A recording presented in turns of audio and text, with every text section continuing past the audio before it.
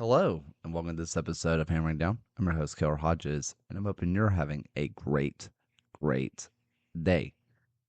I am recording this pretty early in the morning. It just felt like a good day to sit out on the patio and record a podcast. Of course, that's what most people think about doing when they wake up early in the morning. So that's what I'm doing. And there's a whole lot that we kind of need to cover. I say a whole lot. It's really not that much. We have the Jaegermeister Cup, aka the USL Cup, coming up this Sunday, April 27th, versus Chattanooga Red Wolves. And I could talk about the Hartford loss and how it was a boring game that just what felt like a waste of time, and then an embarrassing kind of moment for both Ramis and MVO. Um, I just kind of want to touch on that one really fast. The game was not great, and I can talk about possible solution that I see later. But with Ramis, I think that was the first time we've seen him look like he was 16 years old. He was very confident. I love that he was confident with the ball at his feet. The touch was a little too big, and it ends up being a free shot at MVO. And I will say this, those kind of moments are why Ramis is here. If he was at MLS Next Pro or in some academy, honestly, that moment probably doesn't happen. He probably takes too big of a touch. He just out talents another player and we move on. Nothing happens. At the USL Championship level, it leads to a scoring chance. That's great for Ramis, if we're being completely honest. And MVO, he's made so many big saves. He's had so many big moments. He's had so many bail us out moments. Every goalkeeper is going to make a mistake, and it sucks. I saw someone refer to it as it was the first time we've seen both players, Ramis and MVO, play their age, where Ramis looked like a 16-year-old and Matt looked like, what is he? Is he 37? 37? Question mark. Right. I mean, one of the oldest players in the league. It's one of the first times that we've seen either one of them really play their age. So I I kind of think of it as nothing. The bigger issue comes with the rest of the team. Yes, one bad moment sucks, but it shouldn't have come to that. So let's talk a little bit about Jaegermeister. And so the Jaegermeister Cup, the USL Cup, it is a championship versus League One affair where it is a inter USL Cup. Think of the or the FL Cup, EFL trophy. If you're someone who's been watching a lot of Birmingham City lately, kind of like the Virtue Cup, where League One versus League Two, or the EFL Trophy, if you're used to that, where it's League Two versus all the way up to the Premier League. It is a full league trophy, essentially. So it's pretty cool. The League Two, USL League Two, is not in this, but that's because they are a summertime only league. So that's interesting. There's also just some interesting rules that comes with this. So they set them up into groups. Not everybody plays each other in the group. You play 4 matches, 2 home, 2 away. And Legion's draws are you're going to have 2 matches versus USL Championship opponents. Both of those are going to be away. The 2 matches against USL League One clubs versus Chattanooga Red Wolves and Ford Madison, those will be at home at Protective Stadium. That's pretty exciting. And the first one obviously being Chattanooga Red Wolves. So how's it decided? The top 2 teams in each division automatically make the knockout round. So there are 6 divisions. The top 2 teams make it through. Cool. After that, there are wild card teams. The wild card teams are the highest points off of the basically the non title winners, the non division winners. And tiebreakers between those is goals scored, not goal differential, but goals scored, which is every tiebreaker in this competition. If there is a tie between first and second in the divisions, it is done off of goals scored, not goal differential. It doesn't matter if you squeak out a bunch of 1-0s and your goal differential is 4. Right. And if you go against a team that has a goal differential of 1, but they've scored 20 goals because they end up having each match be, I don't know, 5-4 the entire time. Every single match is 5-4. It is goals scored. Okay, goals scored. That's all that matters. So that is a big caveat. Also, every single match will end in a PK if the game is tied. There are no draws.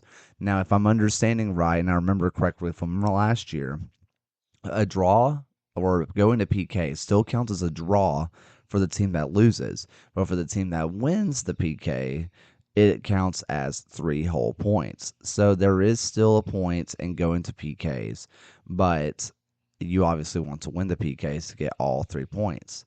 So that is a fun little caveat, which leads us to obviously our Chattanooga Red Wolves. Chattanooga Red Wolves is who Legion is playing, and they have been pretty good to start the season. If you remember, Legion played them during a friendly to start the year, and it was reported to either be a 2-1 or 3-1 loss for Legion, and that kind of is what it is. It's a preseason friendly, whatever. But as we've seen, Legion has started a little bit slow, and the Red Wolves have been feisty. They've only lost one game this year. There's only been one match that they've lost all year long, and that was against AV Alta, where they lost 3-2. The rest of their matches have been draws and one win. In all their U.S. Open Cup matches, they went to penalties. Every single one. They have gone to penalties.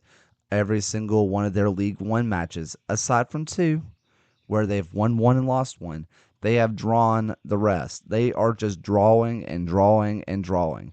They are an infuriating team to play against. I have stuff on my phone, by the way, which is why I'm checking stats here.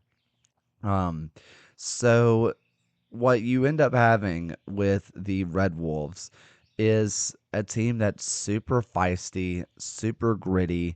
They are trying to just get every match and whittle you down. I've had the pleasure or displeasure, depending on who you are, of seeing the Red Wolves in person this year. I went up to watch Chattanooga FC versus Chattanooga Red Wolves. It was a great time. Check out that video on the USL show. But it was an absolute blast. And I can tell you this about the Red Wolves. They are a gritty team. They are going to frustrate you. They're going to come in with hard challenges. They are going to, go down a little bit easy. They are going to try to draw this game out. I don't mean necessarily that they're going to go for a draw, but there's a reason why they have drawn every single match except for 2 to start this year, including in the U.S. Open Cup. They are just going to draw this game out. They're going to be infuriating.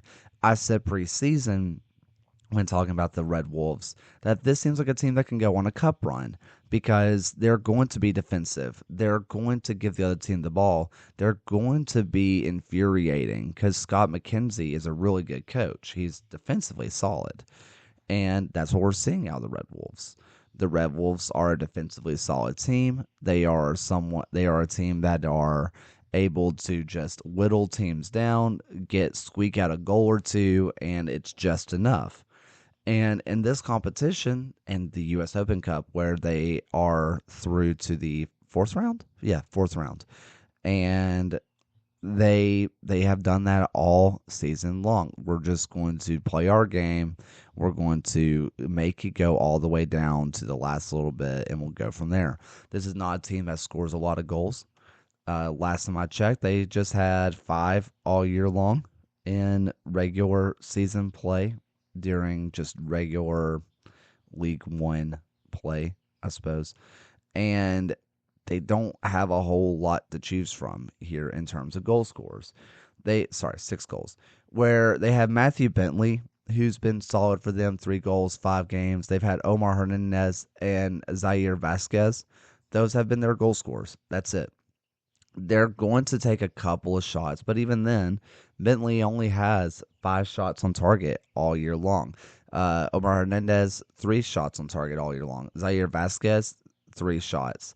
They also have Eric Kisner, who has one shot on target.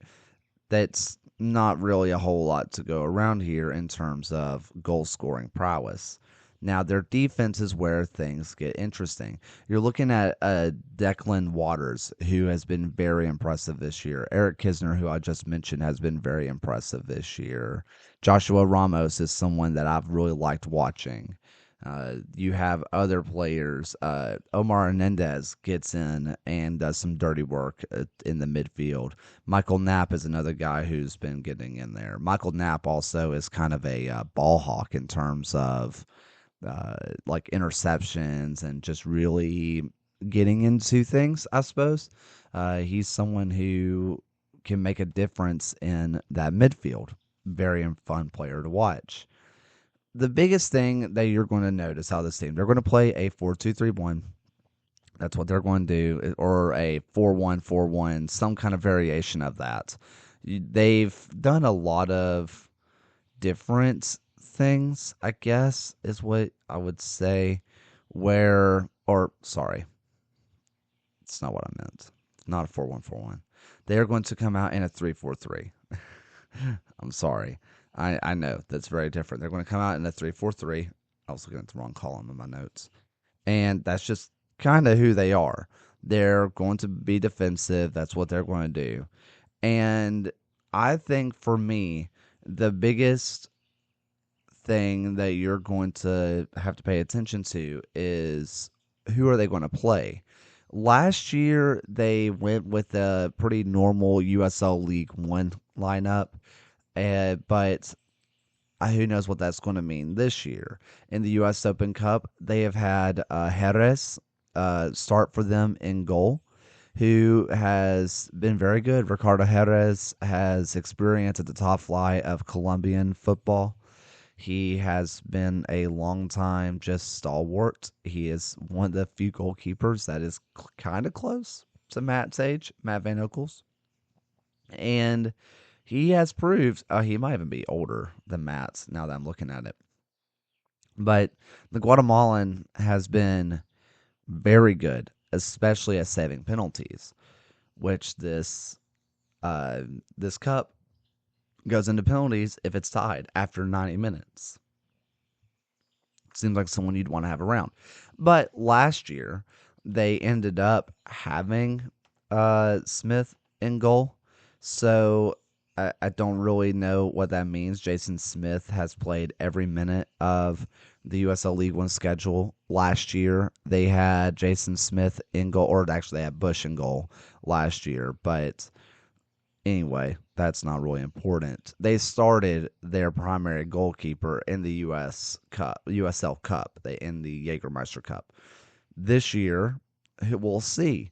Jerez has been on an absolute tear. He's been really, really good in the U.S. Open Cup, and if this is going to penalties, he's been good at saving them. I don't know if that's somebody that you want to take out of those penalty situations. We'll see.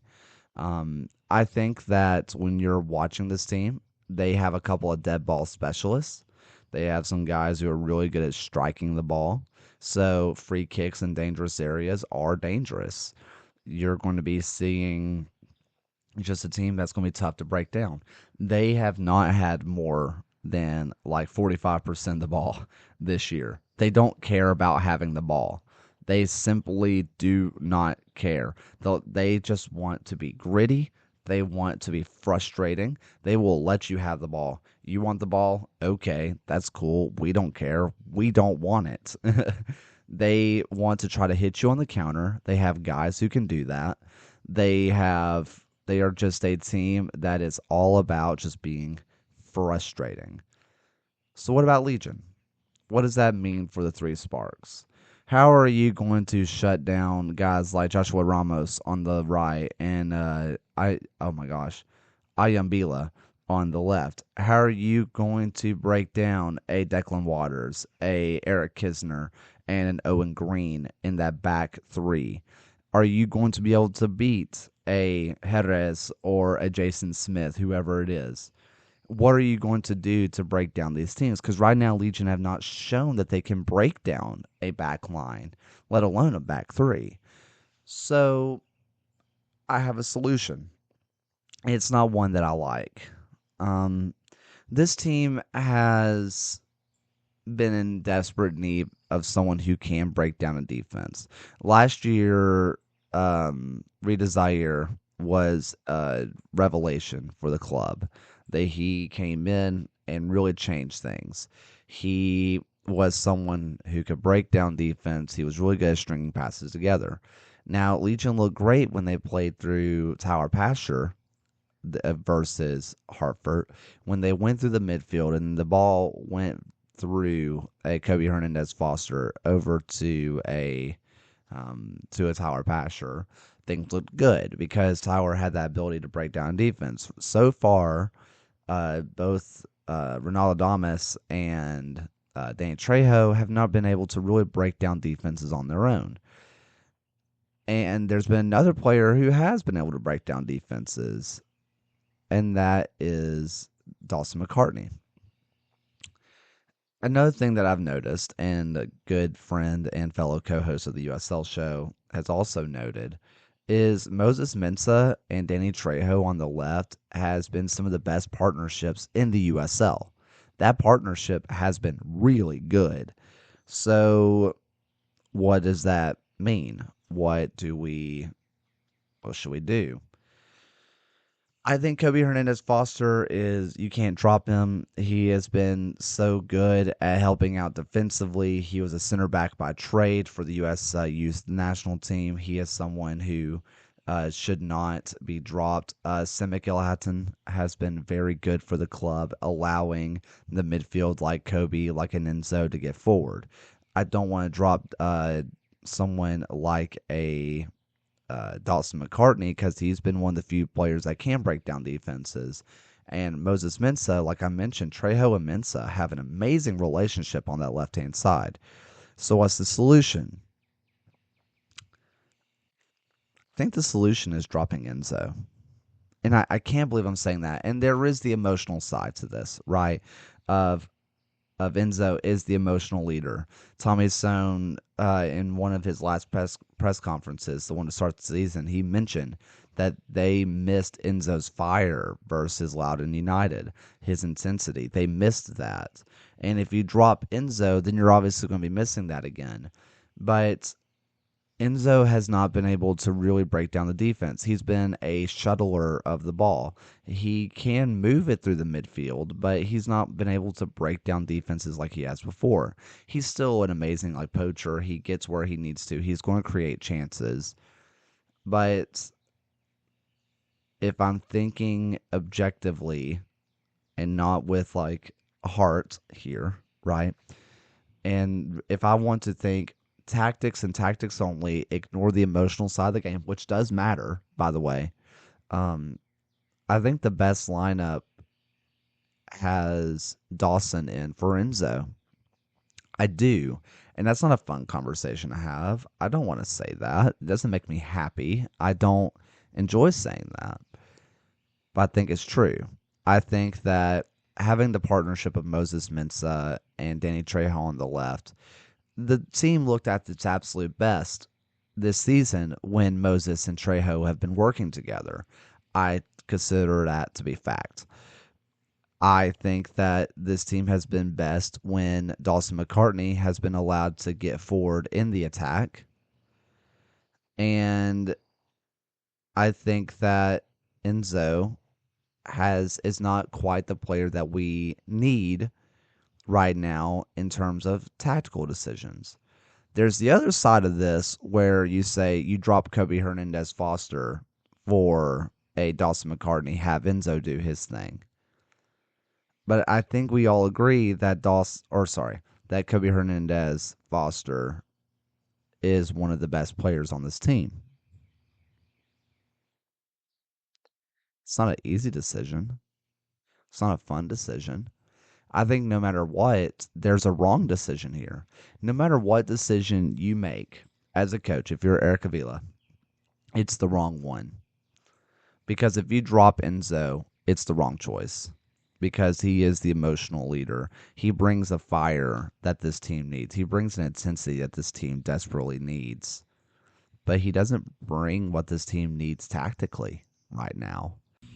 And And maybe maybe this is this just is a just a situation where situation where everybody else everybody else around him around is him not is doing not their doing their job. job. Like Like maybe he's maybe doing he's doing exactly what exactly he's what he's supposed to supposed to do, do, and and everybody everybody else else just just is is not doing not their doing their job. That job. is a That is a total total possibility. possibility. And if And that's if the that's the case, then case, yeah, then yeah, leave Enzo Legion's the one, make one, make everybody everybody else else do their do their freaking freaking job. I job. don't I know. don't know. But I'm But talking I'm about talking about purely the purely the result. I'm result. talking I'm about talking the about the final final outcome. outcome. Enzo Enzo looks looks like the like the guy who guy is who is not not fitting fitting in. in, But you but you can't can't drop him drop him either. either. That's not a That's not fun a fun place to be place to be in. in. No matter No matter what, you're what, you're going to going make to the make wrong the wrong choice here. choice here. There is There that is both that of both them of are them the are the wrong wrong decision. decision. And And I, I I don't I know don't what know you what do. you do.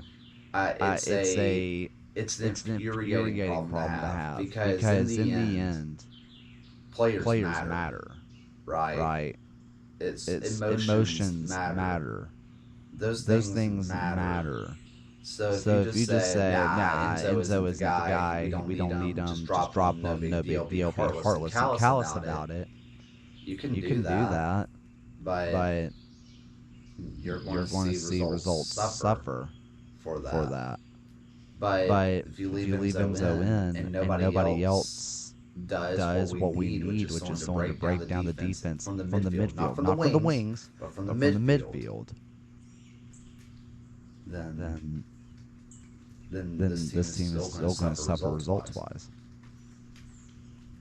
I would I would love to love to hear hear y'all's y'all's solutions. solutions. Maybe I'm Maybe just I'm thinking just about thinking this about this totally totally wrong. wrong. Because from what Because I've from what I've seen, seen, Stan Stan Hatton Hatton is is someone who someone who feels feels undroppable undroppable because he's because been he's been solid solid defensively. defensively. He's not a He's not a wrecker of a wrecker of number a number six that we six saw that we saw Anderson Anderson Masay Masay but do, he's but he's also also been the been the best best defensive defensive midfielder that midfielder we've that we've had had since since Anderson. Anderson. He's been He's the been the best, just best, kind just of kind of destroyer. He's destroyer. not even He's a not even a destroyer. He's destroyer. just He's just someone who's someone just who's just solid solid defensively, defensively, can keep can the keep play the play rolling. rolling. Maybe the Maybe the solution solution here here is is Fanwell Fanwell Kavita gets Kavita gets healthy healthy and and Jake Jake Roof Roof is is his other his other partner, partner, or you could or you stick could with stick with Rames. But I Rames. But think I Jake think Roof Jake has Roof has proved to be proved to the be better the center better center back back right right now. I now. think I think Rames is Rames is close. close. I I think that think he's that been he's more been than more than fine, fine, but I but do I do think that think if I that were if to I were to drop drop either either Jake Jake or or Rames, Rames for the for the best of the best of the team team right right now, I now, I would would drop drop Rames in Rames in favor favor of Jake of Jake Roof. Roof. But, But I I understand that the understand that the team team also wants also a wants a nice little nice little payday, payday, so so maybe you maybe you want to want to get get Rames a little Rames bit a more little bit more playing time playing so he time can so he can develop and develop and get your get your money. money. Hey, Hey, club, club, get your get money, your money, baby. baby, Get your get money. your money. Okay, Okay, that's kind of that's what kind I'm of what I'm thinking. thinking. So, what is the solution? What is the answer? I don't know. I just know that this is going to be a frustrating match. And everybody's going to say we should be able to beat this Chattanooga Red Wolves team by a billion. This team has too much talent. But I want to tell you that this Red Wolves team is frustrating. They're a frustrating team. They're going to be compact. They are going to be hard to break down. They are going to do all the grimy things. They're going to be very frustrating. They're not a dirty team, but, they like to kind of play the game inside the game. And Legion has shown that they have struggled against teams like this because everybody struggles against teams like this. Everybody struggles against the low block. That's why everybody does it. There's teams who want to sit defensive do well. I'm trying to think of who they played. It might have been Tottenham versus Tranmere. Maybe it was Tranmere. Maybe it was Maidstone. I don't remember. But it was in the FA Cup earlier this year, and Tottenham struggled against this non-league side, and it's because the non-league side made Tottenham play like a non-league side, straight up. They played defensive. They were big in the air, and Tottenham had to resort to just putting billions of crosses in and hoping one of their strikers can get on the end of it. That's non-league football. Of hey, cross the ball, cross the ball, cross the ball, cross the ball. There's a reason why they send young goalkeepers down to non-league, is because they have to claim like 15 balls a match because that's all they do is cross the ball, cross the ball, cross the ball. That non-league team made Tottenham play like a non-league team. And I don't mean talent level wise, I just mean purely tactical. And these teams that sit deep, bring in pressure, we're going to do the grimy stuff, we're going to do all the other work, that's just what they're going to make you do. They're going to be tough to break down. You're going to be forced out wide. You're going to put crosses into the box. And what is Ronaldo Damas going to do to get on the end of one? Or what is this midfield going to do to get just enough space to get a shot off at the top of the box? What are they going to do? Because this Chattanooga Red Wolves team is not going to be counterattacked against very well because that requires them to go forward. In order to be counterattacked against, the other team has to go forward and leave themselves susceptible. That's not going to happen unless it's a corner or a dangerous free kick taken. That's just not going to happen. So, what is this Legion team going to do to break a team down? And it's going to be hard. Everybody in League One has struggled to break this team down, except kind of AV Alta. Everybody in League One struggled against this team. The Las Vegas Lights struggled against this team. Chattanooga FC struggled against this team. Teams are struggling against the Red Wolves. The Red Wolves are not an amazing team. If they make the playoffs, I'll be shocked. But right now, they're in good form, and Legion need to take them seriously. What is Legion going to do to ensure 3 points and hopefully take their shot at glory?